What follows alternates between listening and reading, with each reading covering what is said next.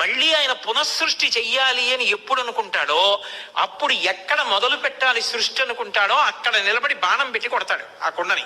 ఆ కుండ బద్దలై అందులోంచి అమృతము ఔషధులు భూమిలో పడతాయి. అదే పృథు చక్రవర్తి వృత్తాంతం భాగవతంలో. అది భూమిలోకి ఇంకి పంట మొదలవుతుంది. ఇంకక్కడి నుంచి అలా పండుతూనే ఉంటుంది. వేదంలో చెప్తారు ఓషధీతత్వం. ఓ గింజ తిన్నాననుకోండి జీర్ణమై శక్తినిస్తుంది. ఇన్ని వడ్లు తీసుకెళ్లి భూమిలో వేశాననుకోండి మళ్ళీ ఇన్ని కంకులు వచ్చి ఇంత ధాన్యం వస్తాయి. ఓషధీతత్వం అంటారు.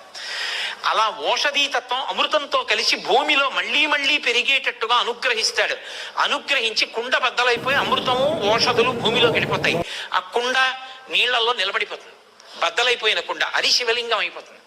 సృష్టి అక్కడ ప్రారంభమైందని గుర్తు కుంభకోణం. అందుకే కుంభము బద్దలైనటువంటి ప్రాంతం, అక్కడ సృష్టి మొదలైంది అని. అందుకే ఇప్పటికీ అక్కడ నీటితో అభిషేకం చేయలేదు, మట్టి లింగం, అది కరిగిపోతుంది. ఎందుకంటే